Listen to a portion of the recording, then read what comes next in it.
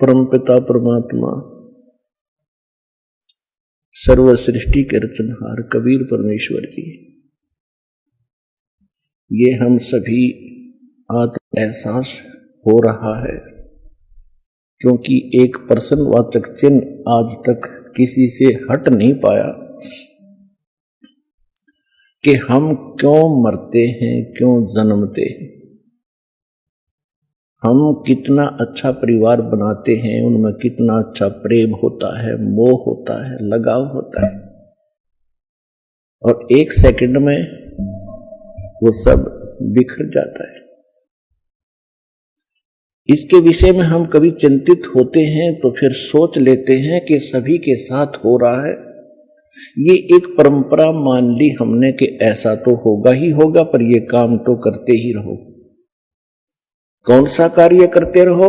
कोठी बनाओ, बंगले बनाओ, कार बड्डी लो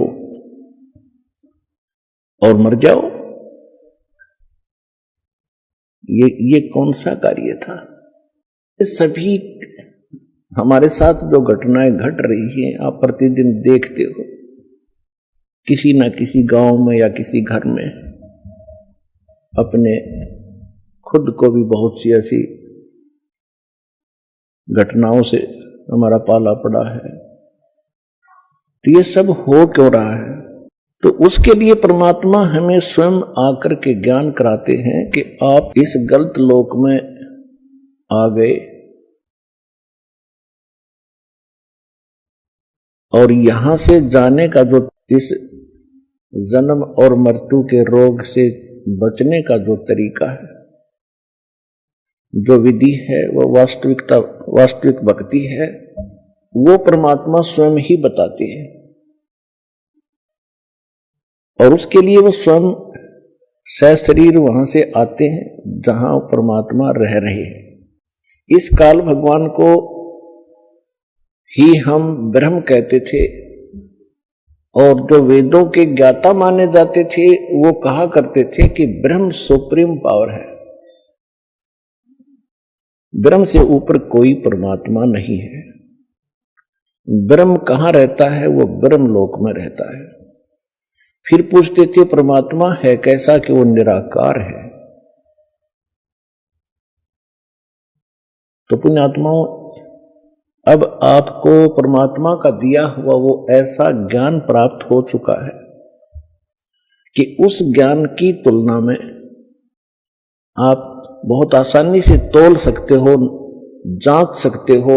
जो हमारे धर्म गुरु ऋषि महर्षि जो हमें ज्ञान दिया करते थे, वो कितने भगवान से परिचित थे, वो कैसा उन्होंने भगवान को जाना था।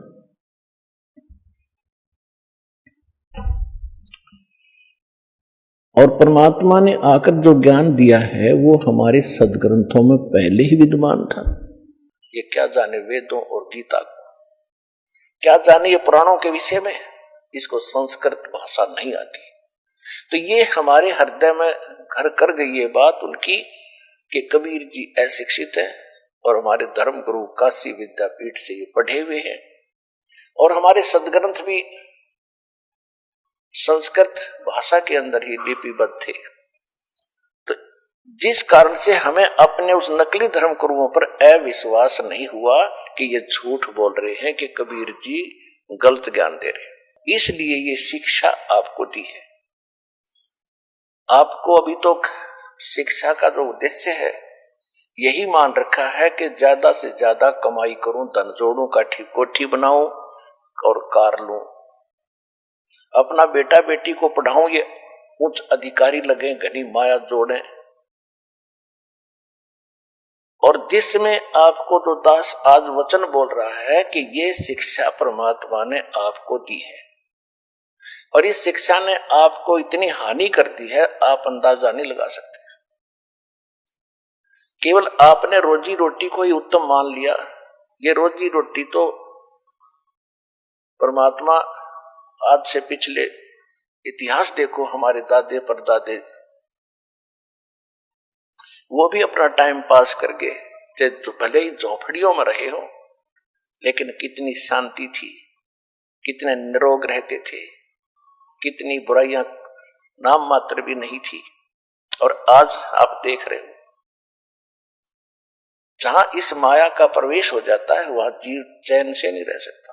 रात रंट दिए, इंटरनेट बना दिया, मोबाइल बना दिए, इलेक्ट्रॉनिक ये टीवी चैनल बनवा दिए, डीवीडी और सीडी बनवा दी, एक छोटी सी चिप बनवा दी जिसमें 100 घंटे का सत्संग आ जाता है, मैटर आ जाता है। तो इतना अज्ञान हो चुका था, उस अज्ञान को हटाने के लिए परमात्मा ने ये सुविधाएं दी आपको। और उसका ये परिणाम है कि आज आप वो बातें सुन रहे हो जो भगवान 600 वर्ष पहले सुनाया करते थे और मार खाया करते थे। तो ये परमात्मा ने यह तरीका अपनाया कि जब तक इनको अक्षर ज्ञान नहीं होगा ये भगवान नहीं पहचान सकते, और पीछे अंश तुम्हारे जाए। ऐसा वचन हर मोय दीजै, तब संसार गवन तुम कीजै।